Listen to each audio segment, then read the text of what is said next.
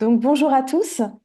Je m'appelle Morgane Nourri. Moi, je suis maître compostrice au sein de la société Les Compagnons du Compost et je suis aujourd'hui présente en tant que facilitatrice pour le réseau Compost Citoyen des Hauts-de-France sur une mission sur les, le compostage partagé en quartier prioritaire de la ville. Donc, c'est une mission qui nous a été confiée par le réseau Compost Citoyen des Hauts-de-France sur le déploiement du compostage de proximité dans les QPV. Donc, je vous ai partagé mon écran. Peut-être avant de commencer, est-ce que vous pouvez nous dire via le chat si vous êtes adhérent ou non au réseau Compost Citoyen des Hauts-de-France?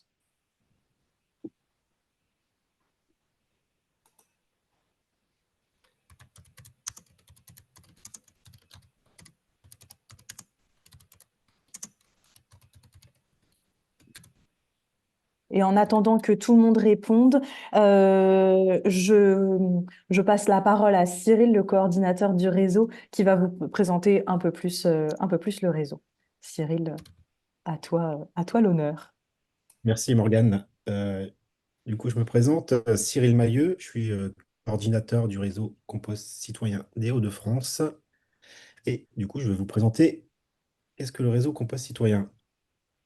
Donc, on est réseau Compost Citoyen, on est le premier réseau de biodéchets de France, hein. On est une douzaine de réseaux régionaux avec plus de 1150 adhérents au niveau national et avec une quinzaine d'années d'expertise dans la filière. Pour ce qui est du réseau en tant que tel dans les Hauts-de-France, l'association a été fondée en 2020 et du coup, forcément, est membre du réseau Compost Citoyen National et avec le soutien de la région Hauts-de-France et de l'ADEME. Du coup, quelles sont nos missions au sein du réseau? Concrètement, elles sont en trois parties. C'est principalement fédérer les acteurs et actrices de la gestion de la filière de la gestion des biodéchets, d'informer et outiller du coup ces adhérents en termes de ressources et de formation adéquate, et surtout développer des synergies donc, autour de cette filière. Et dans cette synergie, ce que nous, on souhaite, comme on dit, réunir autour de la table, c'est principalement, en tout cas, c'est citoyens, associations, professionnels et collectivités. Parce que pour nous, un site de compostage ne peut pas fonctionner s'il n'y a pas ces quatre entités autour de la table. Du coup, étant donné que nous sommes adhérents au réseau national, on menons des actions nationales. Donc là, la prochaine action, c'est l'Université d'automne qu'on appelle ça. Donc c'est du 25 au 27 novembre. Ça se passera à Marseille et c'est 3 jours de coup de formation professionnelle. Il y aura aussi sur ces 3 jours des exposants, des stands, des soirées, des petits pitchs, etc., des petites soirées festives sur ces 3 jours. L'idée, c'est aussi de rencontrer aussi des pairs ou d'autres acteurs de notre région au niveau national.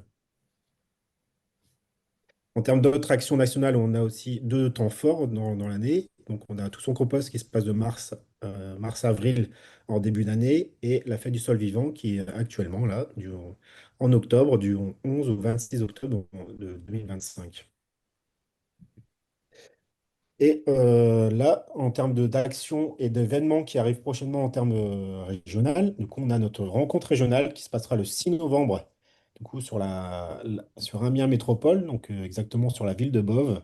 Donc là, l'idée, c'est pareil, c'est de réunir, donc là, tout à l'heure, on a parlé au niveau national, là, on réunit, du coup, au niveau régional, les adhérents du réseau. Donc ça peut être citoyens qui sont guides ou maîtres composteurs ou référents de site, collectivités associations professionnelles. L'idée, c'est d'avoir une journée de rencontre et de voir qu'est-ce qui se passe dans chaque territoire, dans chaque département, voire dans chaque ville. Et du coup, en tant qu'adhérent, vous avez aussi accès à des outils. Donc, on envoie régulièrement, que ce soit au niveau national et régional, des newsletters avec différentes actus sur les biodéchets, des infos sur les LinkedIn, Facebook, en tout cas sur nos réseaux, des vidéos récurrentes type café des adhérents, ou individualisé si vous souhaitez avoir plus d'informations, etc. Je suis là pour ça aussi. Vous avez accès du coup à notre site internet avec un annuaire des acteurs, une cartographie, un forum qui est très actif. La moindre question, vous pouvez les poser directement au forum. Du coup, c'est toutes les personnes adhérentes au national qui peuvent y répondre. Vous avez accès aussi à la médiathèque, fiches techniques, des replays de webinaires comme aujourd'hui. Et du coup, vous avez aussi accès aux webinaires des autres régions aussi. Et pour finir, du coup, voilà, comme je disais tout à l'heure, on organise des rencontres, donc une rencontre au niveau régional et aussi, à partir de cette année, on a mis en place aussi des rencontres départementales. Donc là, il y en a eu 5 sur chaque département des Hauts-de-France. Et l'idée, c'est de faire une rencontre départementale chaque année et plus axée sur une thématique. Donc là, cette année, la thématique, ça a été l'action en compostage en quartier prioritaire politique de la ville, comme on dit QPV. Et c'est pour ça qu'on a fait appel, du coup, aux compagnons du compost pour nous aider dans cette tâche-là. Donc, c'est la main Et si tu veux bien. merci, merci Cyril. Oups. Merci. Euh, Merci Cyril. Donc, l'objectif du projet sur le compostage de proximité dans les quartiers prioritaires, c'était d'avoir un retour d'expérience sur le compostage de proximité et de mesurer l'implication sur la mobilisation des citoyens suite à ces mises en place de sites de compostage.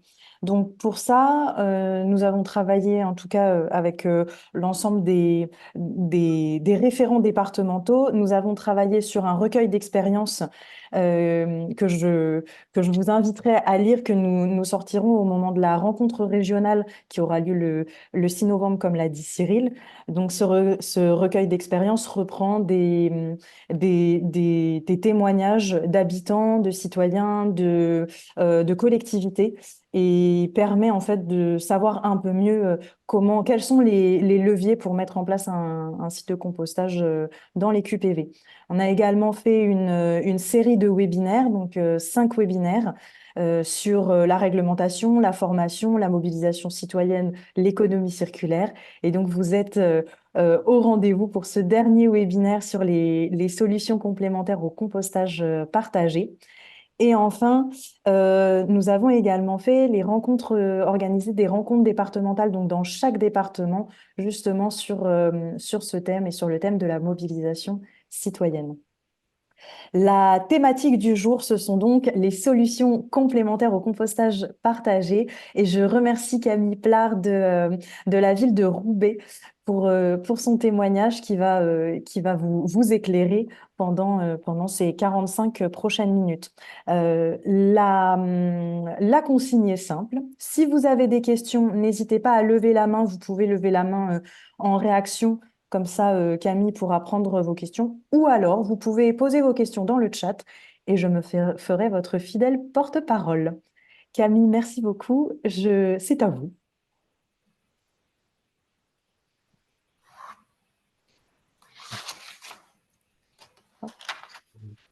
Je n'entends pas Camille.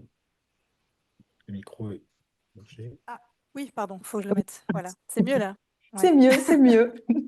Bon, c'est le kit main libre, mais pas main libre. Voilà, nouveau concept. Donc, je me présente rapidement. Donc, Camille Plard, je suis directrice adjointe à la transition écologique pour la ville de Roubaix. Et donc, je vais vous présenter ce qu'on a mis en place sur Roubaix ces 11 dernières années, du coup, puisqu'on fait les 11 ans du zéro déchet cette année. Du coup, on peut peut-être passer la slide. Merci. Donc, en fait, la ville de Roubaix a répondu en 2014 à un appel à projet de l'ADEME sur le territoire zéro déchet, zéro gaspillage. Et donc, a lancé une thématique en fait, autour du zéro déchet et donc vraiment axée autour du citoyen. Et donc, je vais vous parler un peu de tout ce qui a été mis en place, en fait, parce qu'on a vraiment... Morgane, si tu peux passer à la suivante. Bon. Merci.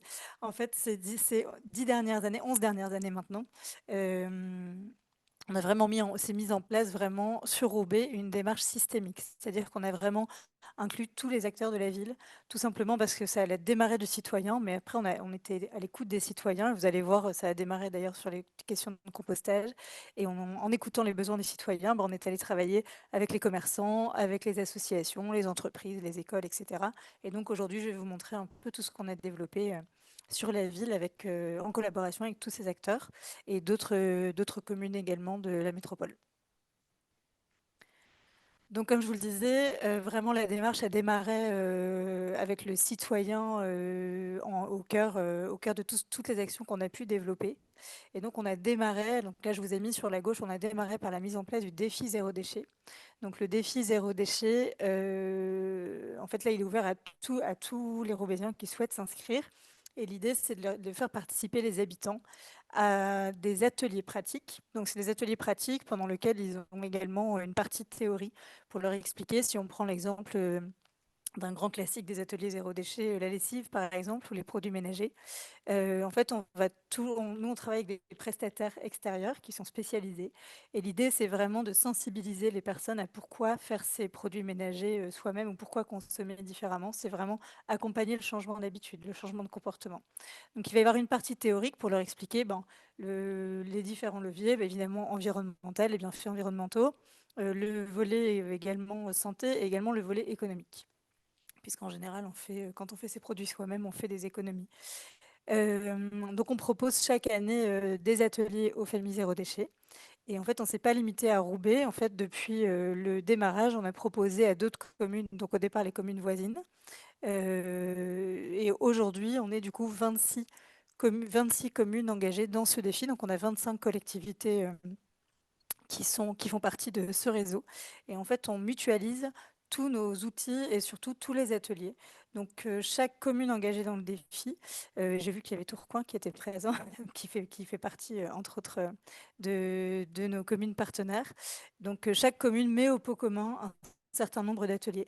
Et les habitants, par exemple, de Roubaix, s'ils souhaitent aller participer à un atelier à Tourcoing ou encore à Lambersart, bonjour Camille, et, et ben en fait, ils n'ont pas de compte à rendre. C'est-à-dire qu'on peut aller participer à des ateliers dans toutes les communes de tout le réseau. On n'a pas à se justifier. C'est vraiment un pot commun. On ne va pas vérifier qui a participé à quoi. Dans le cadre de ce défi, on a pu, nous, observer une baisse de déchets déjà, alors des déchets résiduels, donc la poubelle grise, en moyenne de 50%. Donc, c'est quand même une belle progression. Et entre autres, avec la sortie des biodéchets, avec les solutions de compostage que vous connaissez. Et également, en fait, il n'y a pas que ça. On a vu d'autres bénéfices qu'on a pu en ressortir, notamment sur la santé. Et je vous disais également sur les économies, puisqu'une famille inscrite au défi zéro déchet fait en moyenne 150 euros d'économie par mois. Et pour ceux qui partaient de loin et qui sont allés très très loin dans l'autre dans l'autre sens, j'ai envie de dire, sont même allés jusqu'à 300 euros d'économie par mois. Et c'était des familles qui étaient dans des situations de grande précarité et qui, du coup, ont pu, en fait, maintenant, elles arrivent à payer leur loyer ou à faire les courses à la fin du mois. Donc, ça les a vraiment aidées. Donc, au-delà du bénéfice environnemental, il y a vraiment tous ces bénéfices qui ont été mis en avant et également le lien social, parce que c'est des personnes qui, du coup, ont repris le chemin, soit des centres sociaux, ou alors des ateliers où ils font beaucoup de rencontres et beaucoup d'échanges. On a vu beaucoup de transformations dans le cadre de ce défi et on en voit encore beaucoup.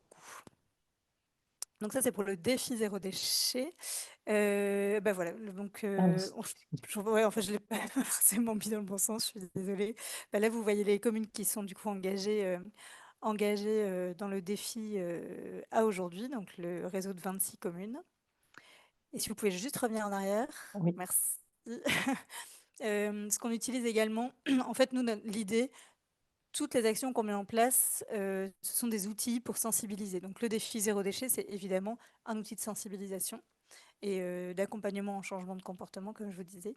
Et on profite également des différents événements qu'on organise, alors soit directement en sein de la direction, comme là je vous ai mis la grande récup solidaire qu'on organise fin novembre. Donc en fait, on va récupérer des choses que les habitants pourraient éventuellement mettre à la poubelle et en fait qui pourraient être réutilisées par d'autres associations. Donc ça va être classiquement des bouchons, des stylos usagés, des choses comme ça, mais également des vélos qui vont être récupérés par une asso qui les retape et qui les met à disposition d'un public, par exemple en situation de précarité. Voilà, l'idée, c'est en fait, de mettre en avant pendant cet événement les associations et de montrer aux gens qu'en fait, le déchet de l'un peut devenir une ressource pour quelqu'un d'autre, et donc entre autres par le biais de ces associations. On organise également, dans le cadre du marché aux plantes qui était organisé par la ville, On s'est greffé, on a mis en place le marché de printemps, planter zéro déchet, et donc on vient en fait animer des ateliers zéro déchet sur la thématique du végétal. Et donc on vient sensibiliser encore sur cet événement qui a lieu tous les premiers dimanches de mai sur la Grande Place. Et donc on touche un public plus large. Et voilà, ce genre d'événement, en fait, on essaye vraiment d'aller un petit peu partout pour toucher un maximum de personnes. Du coup, voilà, on peut continuer. Donc, une des premières actions, en fait, quand on a lancé le défi zéro déchet, bah, les habitants nous ont dit, mais moi, ma poubelle, en fait, dedans, j'ai des épluchures, j'ai des restes, etc. Enfin, donc, on n'a pas de solution de compostage. Donc, je rappelle juste que la ville de Roubaix n'a pas la compétence déchets. Donc, c'est une compétence normalement de la métropole. Et donc, on n'avait pas à mettre des composteurs, enfin c'était pas notre rôle, en tout cas le rôle de la ville, de mettre en place des solutions de compostage dans la ville. Après, on a un territoire en fait très bétonné et du coup, en fait, je reprends, excusez-moi. En fait, à Roubaix, on est donc presque 100 000 habitants sur 14 km². Donc c'est un petit territoire avec beaucoup d'habitats collectifs. Et également, dû au passé industriel de la ville, on a également beaucoup de maisons de courets qui n'ont pas en fait de jardin, qui ont des petites cours, mais qui permettent pas du coup de composter puisque c'est du béton. Et donc, il a fallu proposer, comme alors maintenant la métropole installe des composteurs depuis un peu plus enfin oui, un peu plus d'1 an maintenant, 2 ans presque. Mais à l'époque, du coup, quand on a commencé à à proposer des solutions de compostage aux habitants, il n'y avait rien du tout d'installé sur la métropole, sur la ville. Et donc, on a mis en place ce que vous pouvez voir sur la gauche, des biobox. Donc ça, on a mis en place, donc actuellement, il y en a 9 en état de fonctionnement. On en a encore, elles sont encore en cours de développement. Et donc, ces biobox, en fait, vous voyez, c'est juste des petits cabanons de jardin qui sont accessibles depuis la rue, donc 24 heures sur 24, 7 jours sur 7. Vous voyez, il y a une ouverture, en fait, pour que les gens puissent venir... Ah, merci Lorraine. Là, je suis pas maître composteur, hein, je le connais un peu, mais pas tout. Et, et donc là, en fait, les personnes viennent déposer, donc on leur demande de déposer leurs épluchures qui sont récupérées derrière donc, une grande poubelle de la métropole et qui sont derrière gérées par des référents Biobox, donc qui sont des bénévoles et, et qui viennent en fait les récupérer pour les mettre dans des composteurs collectifs qui sont rattachés à des sites de jardins familiaux et jardins partagés de la ville. Puisque nous, au sein de la direction, on gère également 27 sites de jardins familiaux. Donc l'idée, en fait, c'est de proposer aux habitants des parcelles, je dis des petites parcelles, mais ce n'est pas des petites parcelles, des belles parcelles de jardin pour les personnes qui sont justement, qui n'ont pas de jardin à disposition pour cultiver. Et donc, voilà, on a toutes ces personnes tout le monde peut venir du coup ramener ses épluchures et donc le compost bénéficie aux jardiniers pour les jardins, mais également aux personnes qui ont contribué en ramenant leurs déchets, qui peuvent récupérer du compost lors de différents événements organisés par la ville. Ensuite, on a classiquement les zones de compostage collectif. Donc actuellement sur Roubaix, on en a 15. Et on a également mis à disposition des personnes engagées dans le défi zéro déchet des tours potagères que vous pouvez voir ici, en bas à droite. Et donc en fait, les tours potagères, c'est un peu le système du lombricompost. Donc les personnes viennent mettre en fait leurs déchets au milieu de la tour et donc dans les alvéoles, elles peuvent venir cultiver des plantes ou même des herbes aromatiques. On a même des familles qui ont réussi à cultiver des fraises, ça a très bien marché. Et donc ça fonctionne assez bien. Et donc ça, c'était plutôt sur les questions des épluchures et après sur la question des restes de repas ou même sur les épluchures d'ailleurs, on propose en fait dans le cadre de nos ateliers zéro déchet des ateliers sur cuisiner les restes ou cuisiner les épluchures, etc. L'idée, c'est toujours de réduire au maximum ce qui se trouve dans la poubelle. Alors ensuite, la deuxième problématique que les habitants nous ont fait remonter, c'est qu'à l'époque, parce que maintenant c'est possible, mais dites-vous qu'il y a 10 ans, c'était pas si évident. En fait, les personnes qui participaient au défi voulaient aller chez leurs commerçants, par exemple un boucher, un fromager, avec leur boîte réutilisable. Et en fait, en général, elles se faisaient, elles se faisaient un peu remballer parce que les commerçants n'étaient pas sensibilisés au fait que les personnes pouvaient tout à fait ramener des contenants lavables en boutique. Et donc, on a créé un label commerçant zéro déchet. Et donc, on a une référente commerçant zéro déchet qui travaille au quotidien à aller rencontrer les commerçants, les sensibiliser à la réduction des déchets et également leur propose en fait d'intégrer du coup ce label. Donc ce réseau, en fait, c'est un réseau finalement. Et l'idée, c'est qu'il y ait le plus possible de commerçants qui puissent répondre aux besoins des habitants sur Roubaix. Et donc on a vraiment de tout. On a des boulangers, des bouchers, enfin des métiers de bouche. On a aussi des traiteurs, des restaurants, mais on a également on a, qu'est-ce qu'on a? On a un réparateur de chaussures qui recustomise un peu les chaussures. On a Veristore, donc là qui a fermé il n'y a pas longtemps. On a classiquement des magasins de vrac, mais on a vraiment tout type. On a des coiffeurs également. Et en fait, l'idée avec notre référente, c'est d'accompagner tout type de commerce, puisqu'évidemment, chaque commerce a des besoins bien spécifiques. Et donc, l'idée, c'est de répondre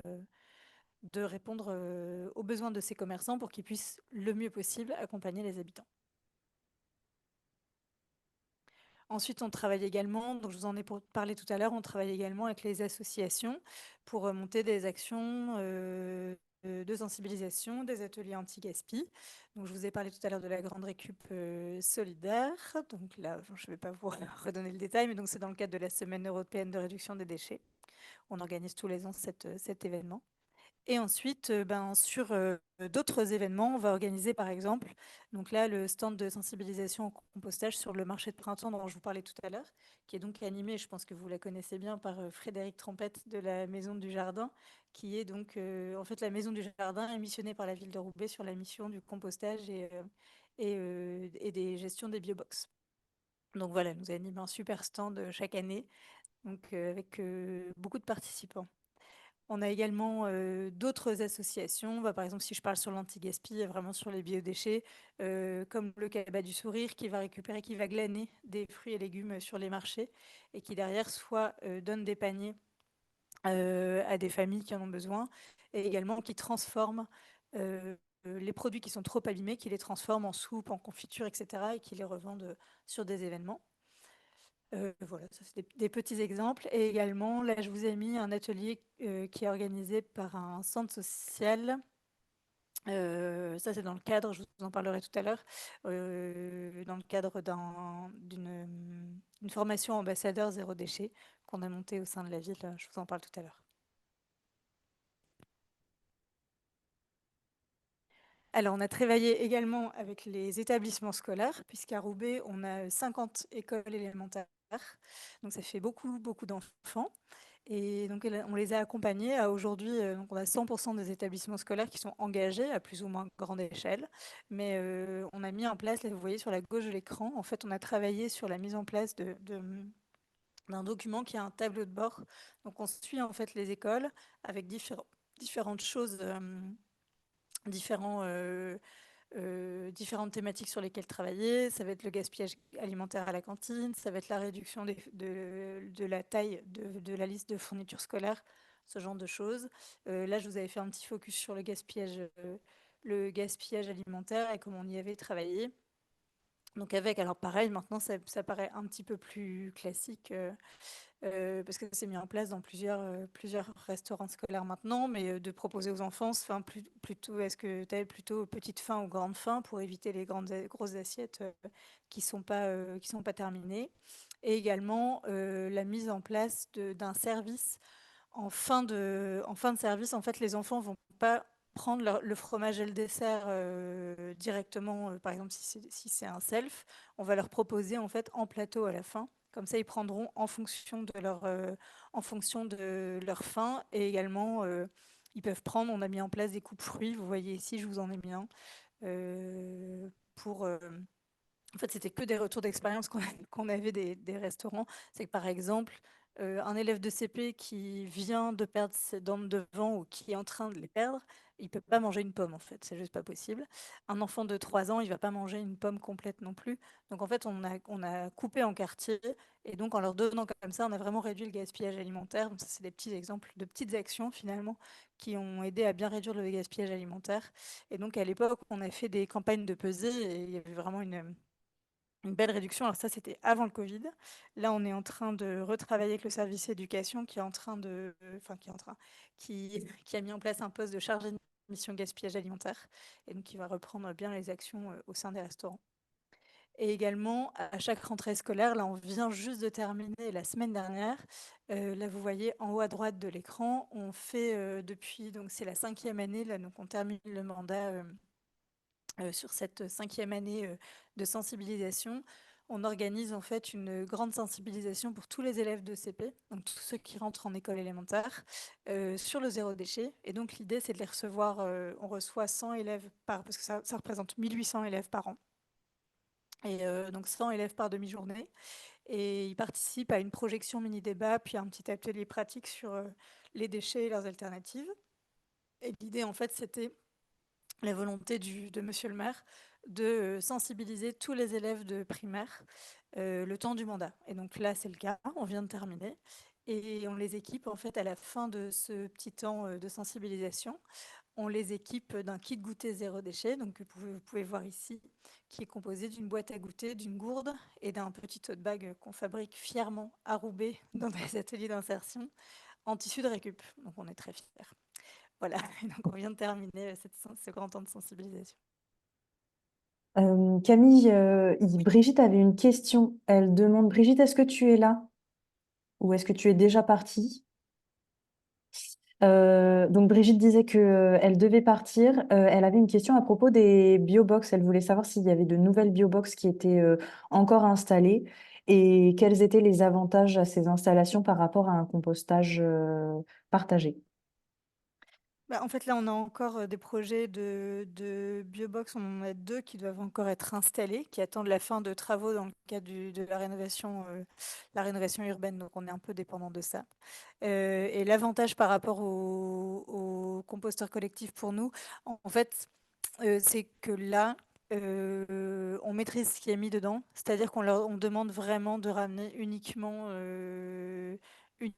des épluchures pour que derrière ça puisse être utilisé par les jardiniers, que ça se composte facilement. Alors peut-être vous me direz le contraire derrière, mais en fait c'est ce qui a été, c'est ce qui. Alors moi j'étais pas là quand ça a été mis en place à l'époque, mais en tout cas c'était plus simple que de mettre des composteurs collectifs où les personnes en fait potentiellement mettaient autre chose en fait que des biodéchets. D'accord.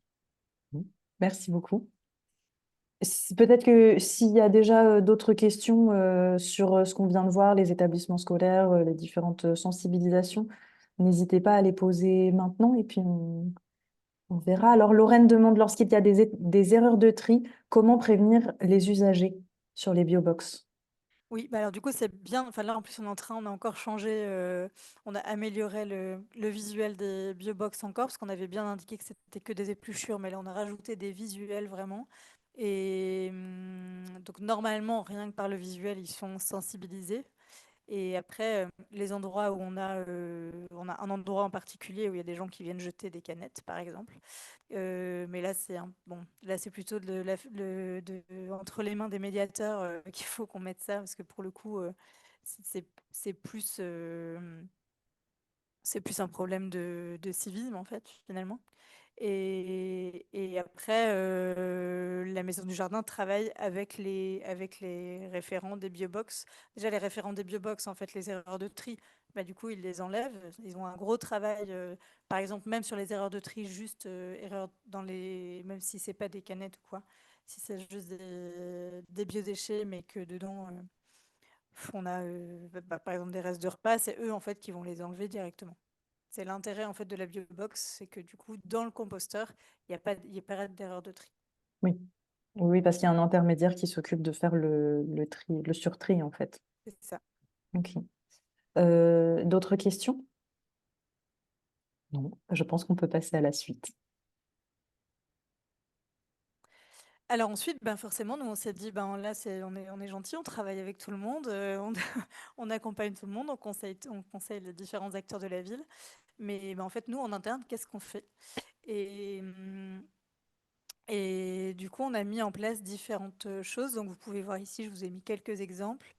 Ce que vous voyez en haut à gauche qui ressemble à une usine, et c'est le but. L'idée, c'est de faire le lien avec le PC industriel de Roubaix. On a supprimé en fait les poubelles dans tous les bureaux, y compris le bureau de Monsieur le maire, euh, en mode exemplarité. Et on a mis en fait des poubelles de tri, donc qu'on appelle des factoteries. Donc on a travaillé avec un cabinet de design. Donc là, elles sont en métal, bien solides, fabriquées à Dunkerque. Et l'idée, c'était d'avoir des poubelles de tri un peu ludiques et sympas. Et donc, on en met à chaque étage des bâtiments municipaux. Donc, s'il y a un étage un peu grand, on en met deux, par exemple. Et donc là, on va avoir ben, classiquement les déchets, on trie à part le papier également, le recyclable. Et dans le module que vous voyez, le module rose, sur le dessus, on va récupérer les stylos usagés, les piles et les bouchons. Et là où vous voyez, donc sur le devant du module rose, c'est l'espace réemploi. Et donc là, l'idée, c'est que chaque agent puisse ramener du matériel dont il n'a plus l'usage. Et donc, nous, on le récupère, on le met dans un espace qui s'appelle l'espace réemploi, c'est notre service qui le gère. Et en fait, ça nous permet de mettre à disposition d'autres agents du matériel de seconde main, en fait, mais parfois qui n'a pas du tout servi. Et donc, bah aussi pour les directions de faire des économies sur leur budget. Et ça évite également de retrouver des choses à la poubelle, puisqu'on a déjà eu des petites surprises, comme récupérer des cartons de classeurs neufs dans les poubelles de la ville. Donc ce genre de choses. Donc on joue un peu les mineurs urbains parfois, à aller récupérer des choses à droite à gauche. Mais là, l'idée, c'est que justement, au lieu de trouver des choses dans les poubelles, c'est que les agents puissent les mettre dans cet espace et que nous, on puisse les récupérer pour l'usage d'autres agents. Ensuite, on a également équipé les agents de terrain d'une gourde isotherme donc pour éviter l'hiver les gobelets de café jetables et l'été les bouteilles d'eau jetables. Et également, chaque nouvel arrivant qui arrive participe à une journée de nouvel agent. Et en fait, on lui propose de signer la charte zéro déchet. Et donc, il s'engage sur quelques actions zéro déchet à mettre en place dans le cadre de ses fonctions. Et on équipe également tous les agents d'un mug zéro déchet pour éviter tout ce qui est jetable. Et après, on a également, enfin voilà, on a fait des choses qui paraissent maintenant un peu plus classiques, mais ça date d'il y a quelques années, mais c'est supprimer les imprimantes dans les bureaux, puisqu'on s'est rendu compte, en fait, il a fallu faire un peu de recherche, mais donc on s'est rendu compte que quasiment un bureau sur deux était équipé d'une imprimante, d'une petite imprimante. Et donc, on a supprimé toutes ces petites imprimantes et on a mis une grosse imprimante par étage. Voilà, donc, pour éviter ben voilà, toute cette surconsommation.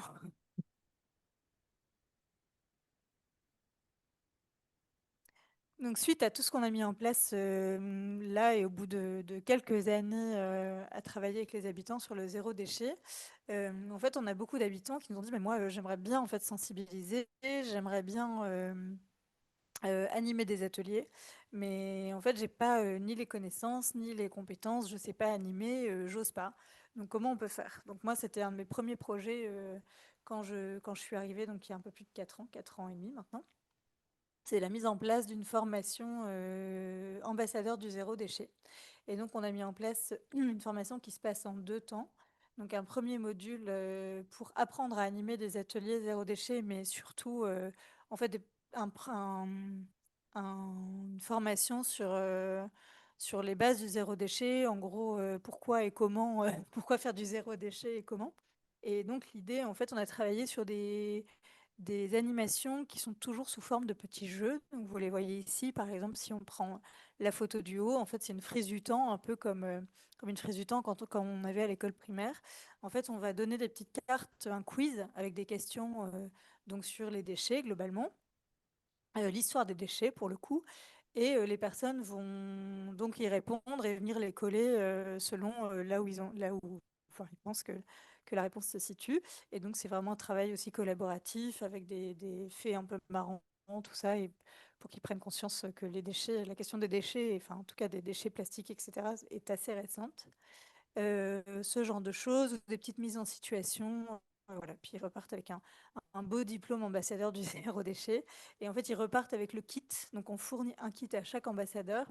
Et l'idée, c'est qu'ils puissent derrière animer les temps de sensibilisation, des petites animations auprès de sa famille, ses amis, ses collègues, à la PE de l'école, ce genre de choses. Et donc après, on les laisse là pour le coup en autonomie animer des ateliers. Donc ça, c'est le premier volet de la formation. Donc on anime nous au sein de la direction. Ça dure une demi-journée. Et ensuite, sur la page après, on a la suite. Donc là, c'est des formations que la mairie du coup finance, qui sont animées par des animatrices qui font partie de nos animatrices qui animent des ateliers dans le cadre du défi zéro déchet et qui sont également formatrices d'animateurs. Et donc, on propose des formations sur différents thèmes, donc sur la cuisine, sur l'entretien, donc c'est le ménage, le bien-être, c'est la cosmétique. Et avant, on proposait aussi sur le compost, mais là, on ne la propose plus puisque du coup, la métropole en propose une. Donc là, maintenant, on ne la propose plus. Et donc l'idée, c'est toujours de proposer deux niveaux de formation. Donc il y a un premier niveau où vraiment ça va être une introduction sur la thématique sur le zéro déchet. Donc là par exemple, je vous ai mis un peu plus grand sur la cuisine zéro déchet, donc sur la conservation des aliments, le gaspillage alimentaire, la lecture d'étiquettes, avec toujours des petits jeux pour sensibiliser. Et ensuite, sur le niveau 2, bah là, on va partir sur des ateliers un petit peu apprendre à animer des ateliers un petit peu plus complexes. Alors sur la cuisine, les aliments, c'est toujours. Il y a pas de choses un peu compliquées, mais par exemple, sur les cosmétiques, on va pouvoir partir sur des choses, fabriquer un shampoing solide ou ce genre de choses. Et en fait, les personnes donc, qui participent à la formation, donc pour elles, c'est gratuit, mais elles s'engagent juste en contrepartie à animer minimum 3 ateliers de manière bénévole. Donc elles choisissent le public auprès desquels elles veulent les animer. Et elles sont pour cela équipées d'un kit, justement, pour pouvoir animer ces 3 ateliers. Donc elles ont tout le matériel à disposition. Et une fois qu'elles ont animé ces 3 ateliers, elles peuvent participer au niveau 2. Donc du coup, en apprendre encore plus. Et donc durant ces formations, en fait, les personnes elles apprennent des choses sur la thématique, mais également elles apprennent à animer un atelier. Vraiment, donc comment le construire, et puis vraiment réussir le but, c'est de devenir animateur d'atelier. Donc aujourd'hui, dans notre réseau d'ambassadeurs, on a une centaine d'ambassadeurs, dont certains ambassadeurs sont sur d'autres collectivités. Puisque les formations, la première ambassadeur du zéro déchet, on la propose aux familles via notre plateforme. Donc il y a des familles qui viennent un peu de toutes les collectivités. Et sur la deuxième, pour le coup, c'est chaque collectivité, parce que ça a un coût beaucoup plus important. C'est chaque collectivité qui décide d'accompagner un certain nombre d'habitants et qui les inclut dans ces formations. Alors tout à l'heure, je vous parlais des bénéfices qu'on pouvait mettre en avant pour sensibiliser les habitants. Donc là, on vous a un peu tout remis. Donc je vous parlais forcément le bénéfice environnemental, le bénéfice aussi sur la santé. En fait, on a fait une étude SROI, donc c'est une étude, alors on appelle ça retour sur investissement, mais c'est pour voir un peu donc on l'a fait sur 2021-2022, donc on avait démarré le défi en 2014. Et donc on s'est rendu compte, en fait on avait beaucoup de retours de familles qui avaient observé avec leur changement d'habitude dans leur quotidien, en fait des effets même sur la santé dans leur famille, des personnes qui avaient par exemple de l'eczéma et qui n'utilisaient plus de produits industriels et qui du coup en fait n'avaient plus d'eczéma. Voilà, ce genre de choses. Alors après, sans être médecin pour le coup, mais c'est juste de l'observation. Euh, Également, donc les économies pour les familles, je vous en ai parlé tout à l'heure. Et il y a également ce qu'on appelle le quatrième effet qui se coule, euh, qui est vraiment sur le lien social, où on a des personnes. Je vous parlais tout à l'heure de la personne qui avait fait 300 € d'économie. je ne dévoile rien en racontant ça parce que vous pouvez trouver des tonnes de vidéos sur notre mascotte. euh, Au niveau de la ville, notre mascotte communale, si vous voulez aller regarder, donc vous cherchez André, André et eux, Roubaix zéro déchet, vous allez voir, il y a des tonnes de vidéos, elle est super, elle raconte ça très très bien.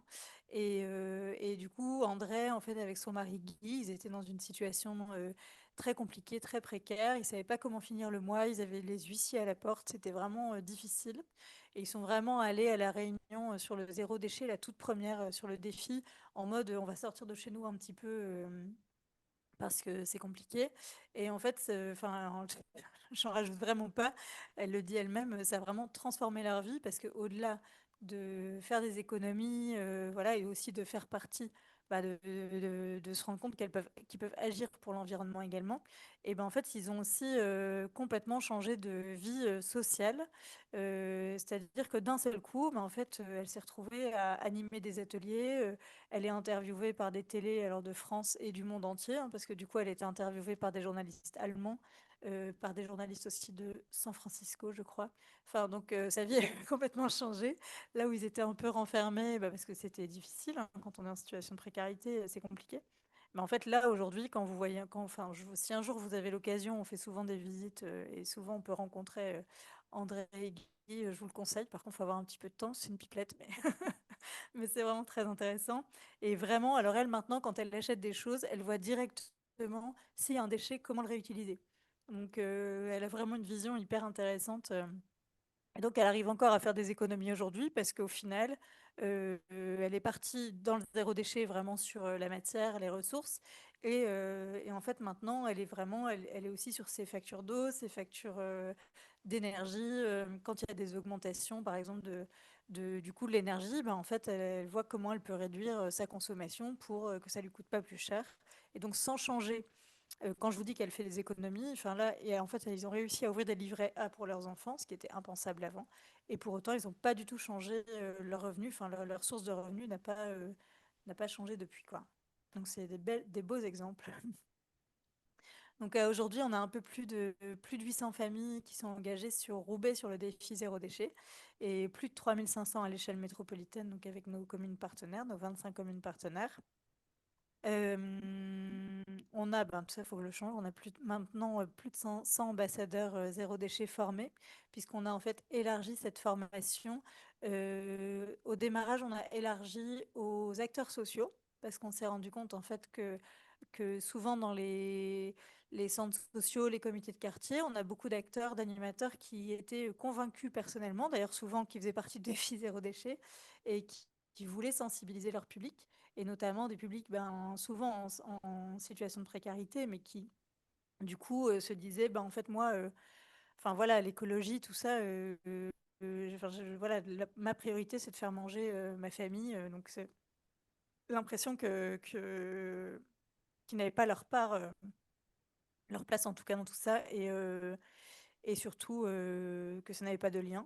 Et au final, c'est des personnes qui sont aussi contentes de faire leur part, quoi, finalement, d'agir pour l'environnement également.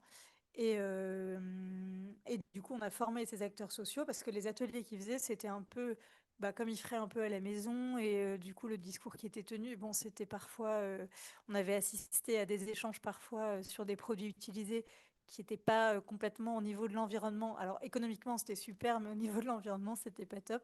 Et du coup, on les a accompagnés, on les a formés. Et on a également ajouté, on a aussi proposé aux acteurs associatifs de la ville, ben, dont la Maison du Jardin, d'ailleurs, ils sont formés. Et maintenant, on propose même la formation en interne chez nous. On a monté un réseau d'ambassadeurs et donc on propose à des agents de sensibiliser d'autres agents. Donc ils bénéficient de la formation et derrière, ils s'engagent à animer des ateliers pour leurs collègues. On essaie toujours d'essaimer le plus possible. Et je crois que j'en ai fini. J'ai beaucoup parlé déjà. Voilà. Et on a aussi, en fait, dès 2018, la démarche zéro déchet, c'est vrai que là, je ne vous l'ai pas mis, la démarche zéro déchet, en fait, elle s'est élargie à une démarche économie circulaire, puisque après avoir travaillé avec tous ces acteurs, En fait, les entreprises nous ont dit, mais nous aussi, on veut travailler dans une démarche zéro déchet, donc ce qu'on appelle plutôt économie circulaire. Comment on peut être accompagné? Et donc, on a monté, même avant 2018, on a monté un réseau d'entrepreneurs qui voulaient travailler sur des solutions plus responsables. Et donc, à aujourd'hui, on travaille avec un réseau d'entreprises qui, en fait, font de leurs déchets les ressources d'autres entreprises. Enfin, l'idée, vraiment, c'est de monter ce qu'on appelle des boucles de synergie. Et donc, que le déchet de l'un devienne une ressource pour l'autre. Voilà. Parfait. Est-ce Merci que vous avez des beaucoup. questions? Merci beaucoup, Camille. Lorraine avait une question tout à l'heure, en fait, Ouais, j'ai vu. voilà, qui rebondissait sur les erreurs de tri. Elle demande si justement le fait de retrier en fait derrière les habitants, ça représente pas trop de travail pour les référents, en plus des transferts. Alors en fait, j'ai l'impression, alors ça c'est Frédéric qui saurait plus vous le dire, mais je sais pas si là, elle m'avait dit qu'elle essaierait de participer, mais je sais pas si elle... Non, elle n'est pas là. Non, elle n'est pas là. Parce que j'ai l'impression, alors moi, les retours que j'ai en tout cas, c'est par période en fait. On a même, oui c'est ça, c'est plutôt par période, ce qui est un peu, ce qui peut être compliqué, mais pour l'instant elle fait ça. Pour le coup, la Maison du Jardin fait ça très très bien. C'est de mobiliser justement des référents pour pas qu'il y ait peu de référents sur certains sites. Donc c'est de trouver des habitants bénévoles qui s'emparent de cette thématique du compostage. Et pour le coup, depuis l'année dernière, on a quand même beaucoup de personnes qui s'engagent aussi sur ces thématiques. La question du compostage est aussi plus médiatisée. Donc je pense que ça mobilise pas mal. Vous ressentez un effet depuis l'année dernière qu'il y a plus de personnes mobilisées en référent de site? Bah, en tout cas, on a plus d'apports volontaires. Moi, c'est les retours que j'ai du coup de la Maison du Jardin depuis janvier 2024, quoi. Ok. Depuis que les gens en entendent parler à la télé, globalement. J'exagère un peu, mais pas tant. On a plus d'apports volontaires, donc en effet, on a aussi besoin de plus de personnes qui se mobilisent pour pas y passer trop de temps, pour que ça tourne un peu dans les bénévoles, mais enfin dans les référents. Mais enfin, en tout cas, les derniers retours que Frédéric m'a fait, c'est elle avait des nouveaux bénévoles qui voulaient se lancer auprès du réseau, quoi. D'accord. Euh, donc, Lorraine pose également une question. Est-ce que la ville envisage de compléter son offre avec des points d'apport volontaires biodéchets? Non, ça, c'est la métropole qui va le mettre en place. Et d'ailleurs, au départ, la métropole voulait appeler ça des biobox, les PAV biodéchets. Donc on a dit non, c'est une marque déposée par Roubaix. Et donc on leur a dit non parce qu'évidemment, si les PAV s'appellent des biobox, alors qu'on peut pas y mettre, enfin si on peut y mettre la même chose que dans les biobox, mais dans les biobox, on peut pas mettre la même chose que dans les PAV. Donc l'amalgame aurait été fait. Donc il doit y en avoir d'installés à Roubaix. On n'a pas encore les dates. Du coup, non, on n'a pas encore les dates là-dessus. Mais pour l'instant, il n'y en a pas. Mais nous, on n'a pas prévu d'en mettre. De toute façon, on n'a pas cette compétence-là. On pourrait pas collecter, quoi. Oui. Est-ce que vous avez d'autres questions sur les biobox, parce que puisqu'on est dedans, et après je passerai à la question de Sylvie. Donc si vous avez des questions sur les biobox, c'est le moment. Sinon, vous pourrez me les poser plus tard aussi. Mhm. Ou à Fred. Oui. Sinon, n'hésitez pas à contacter Frédéric Trompette. Oui, de la Maison du Jardin, qui en Comme je sais effet, qu'elle fait partie de votre réseau et qu'elle est très active. oui, en effet. Bon, pas de nouvelles questions entre-temps sur les biobox. Donc, la question de Sylvie, c'est quel style d'emploi quel style d'emploi circulaire a été créé, ont été créés? Oui, et ben, si je vous donne l'exemple, par exemple, la ville a racheté, en fait, on essaye à Roubaix de maintenir les anciennes friches industrielles, de ne pas les détruire. Et du coup, là, entre autres, il y a les manufactures Tissel. Alors, je ne sais pas si certains d'entre vous connaissent, mais souvent, elles sont visitables. C'est pas très français. Mais c'est hyper intéressant. Déjà, le lieu est super chouette. Et en fait, c'est un lieu, donc c'est ce que nous on appelle un hub de l'économie circulaire. En fait, c'est la ville qui a racheté et du coup qui a mis en place, qui a proposé à des entreprises qui travaillent de manière, justement, qui travaillent avec des déchets pour produire des choses, euh, d'investir ce lieu et de travailler vraiment en collaboration. Et donc, je vous donne quelques exemples. Donc, justement, on a créé des boucles circulaires, des synergies entre les entreprises. Et donc, je vais vous donner comme exemple l'entreprise La Vie est Belt, qui fait des ceintures à partir de pneus de vélo et qui maintenant fait plein d'autres choses à développer son offre. Autour de tout ça. Et en fait, la Vie est Belt, il travaille avec Recycle-moi, qui pour le coup récupère des vélos, les remet en état et les revend derrière, ou les met à disposition d'écoles, etc. Et en fait, régulièrement, par exemple, donc en fait, Recycle-moi la plupart du temps donne des pneus de vélo qui sont crevés, dont on ne peut plus rien faire. Il les donne à la Vie est Belt pour faire des ceintures. Et la Vie est Belt régulièrement travaille avec Decathlon qui lui donne parfois des pneus qui sont neufs. Donc bah, évidemment, ça n'a pas de sens quand on travaille dans dans ce milieu de prendre un pneu neuf et de le découper pour en faire une ceinture. Ça n'a vraiment aucun sens. Donc la Vie est Belt, en fait, quand elle récupère des pneus neufs, bah, elle va les donner à Recycle-moi. Et du coup, c'est vraiment un échange de bons procédés. Et donc, bon, dans un sens, les déchets de l'un font les ressources de l'autre. Et dans l'autre, bah voilà, la vie est belle, du coup, fait l'effort inverse de dire, ben là, ça, c'est pas un déchet, donc on peut l'utiliser tel quel. Et l'idée, c'est vraiment de, d'aller au bout de l'usage de base de l'objet. Et par exemple, chez La Vie est Belle, il y a eu plusieurs emplois de créer. Il a travaillé avec des ateliers d'insertion. Enfin, il a monté même une chaîne, enfin pas une chaîne, évidemment. Son atelier, en fait, c'est des personnes en insertion qui ont appris du coup à fabriquer des ceintures. Et chez Recycle-moi, pareil, il travaille avec du personnel en insertion. Ils leur apprennent du coup à réparer des vélos. Et donc derrière, eux, ça leur permet, c'est une thématique qui est aussi très en vogue et très demandée. Et du coup, ça leur permet derrière, eux, de trouver du travail dans cette filière. Est-ce que ça répond à votre C'est- question, Sylvie? Est-ce que vous avez d'autres questions? Si c'est le cas, n'hésitez pas à allumer votre micro et à poser directement la question. Je vois qu'on n'est pas très nombreux, donc autant en profiter.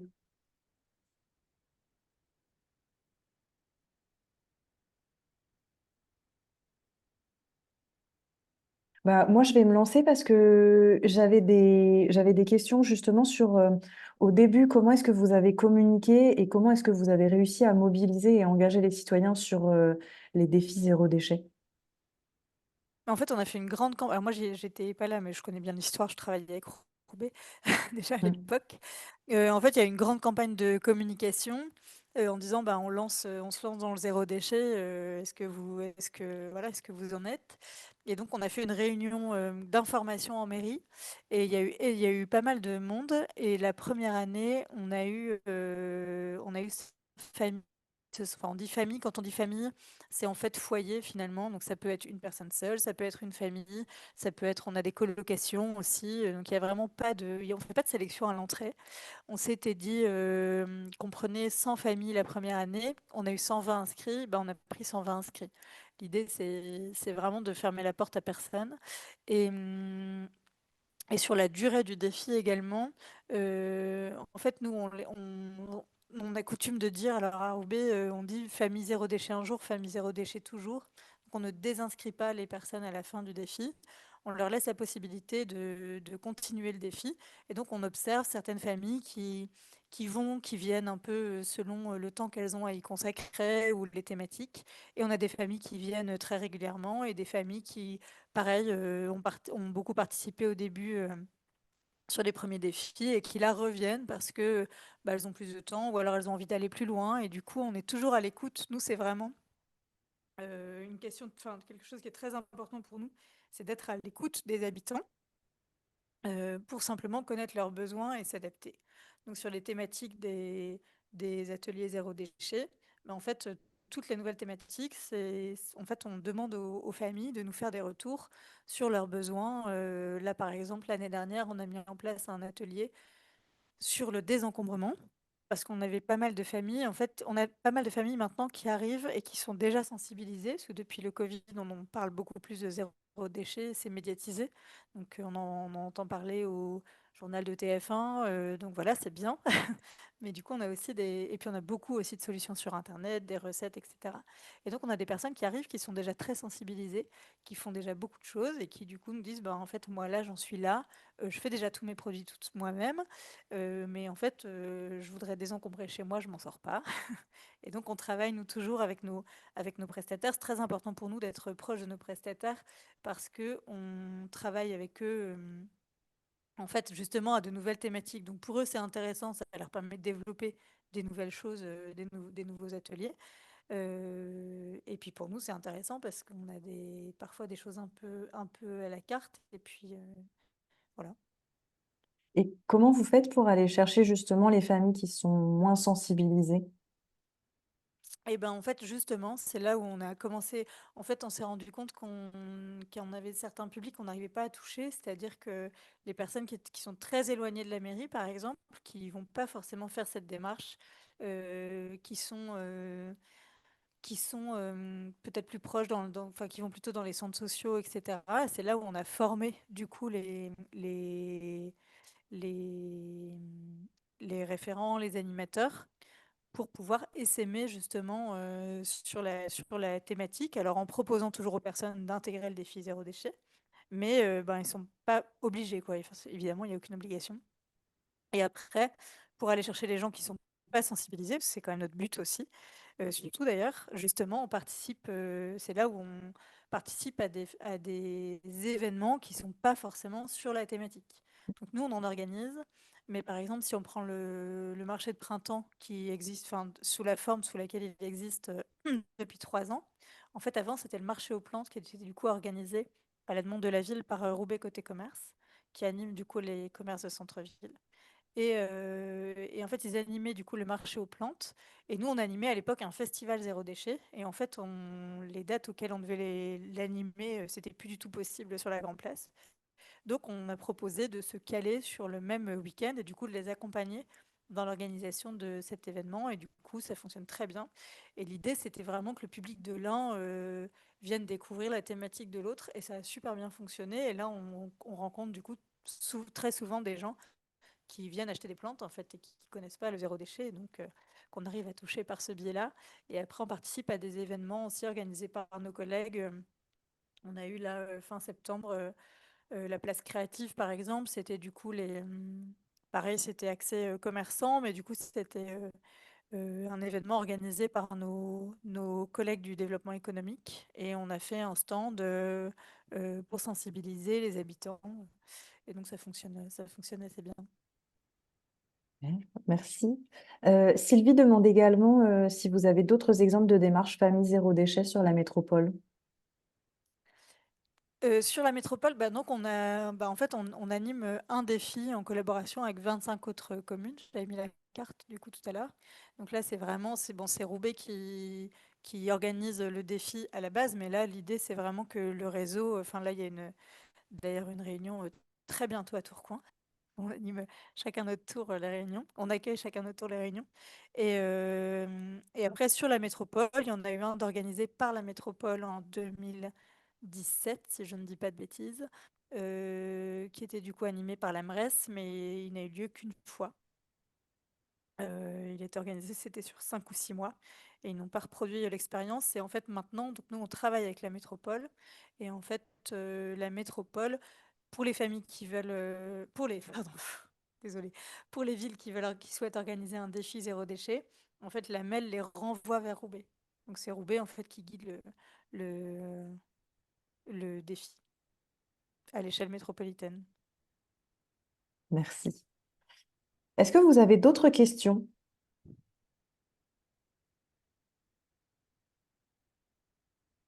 Non. N'hésitez pas à rallumer vos micros pour nous dire si vous avez des questions, si vous n'en avez pas. va bien? Ça a été clair? Bah oui. Merci. Moi, ça m'a semblé très clair. Merci beaucoup Camille pour votre témoignage et tous ces éléments que vous nous donnez qui viennent compléter en fait ce qu'on fait sur en fait le compostage, c'est vraiment une partie, seulement une partie de la réduction des déchets. Et donc là, on voit il y a beaucoup d'actions possibles à mettre en plus en place et que pour mobiliser les citoyens et que en fait tout ça fait partie d'un grand tout parce que les portes d'entrée peuvent se faire de plusieurs côtés. En tout cas, voilà, il y a Sylvie qui dit bravo, bravo Merci Roubaix, beaucoup. merci, très belle démarche. Donc, merci beaucoup Camille pour votre témoignage. Avant de nous quitter, euh, Cyril, je te laisse faire un petit récapitulatif des dates et des prochaines rencontres. Je vous quitte du coup parce que j'enchaîne avec une autre visio. Ouais, ça Oui, marche. très bien. Eh ben, Et merci, merci beaucoup Merci Camille. à tous Au et revoir. n'hésitez pas si vous avez des questions à revenir vers moi. Très bien, merci Bonne beaucoup. journée. Au Bonne revoir. journée, au revoir. Eh bien, merci Camille. Merci Morgane aussi pour cette présentation, ce webinaire. Merci aux participants d'avoir échangé sur ces petites questions, etc. Effectivement, sur les prochaines rencontres, du coup, comme je disais tout à l'heure, en ce moment même, il y a la fête du sol vivant. Je peux vous mettre le site internet directement dans le chat. Fête du sol vivant. Vous pouvez retrouver, il y a une carte interactive avec différents événements qui se passent du coup, dans les Hauts-de-France, mais aussi au niveau national. Et on a notre rencontre régionale qui se passera le 6 novembre, qu'on vous mettra dans un petit lien en même temps que le replay du webinaire, dans le petit mail qui arrivera juste après. Donc, il se passera sur la Amiens Métropole, à la ville de Bove exactement. Et du 22 au 30 novembre, vous avez la semaine européenne des réductions des déchets. Je reprécise également pour la rencontre régionale, elle est ouverte à tous, à toutes et tous. Donc, n'hésitez pas à venir, ça nous fera plaisir de vous avoir et puis de vous montrer également tout le travail du réseau Compost Citoyen. Et puis, c'est surtout un moment d'échange entre vous, entre pairs, pour que vous puissiez connaître les bonnes astuces des autres collectivités ou des autres citoyens ou des autres entreprises et structures, associations du compostage. Donc, je tiens à vous remercier. Avant de nous quitter, je vais arrêter l'enregistrement et je vais vous demander de rallumer tous vos caméras parce qu'on ne déroge pas à la règle de la photo. Donc, si vous pouvez rallumer vos caméras et me faire votre plus beau sourire, ce serait formidable. Hop, j'arrête déjà le partage.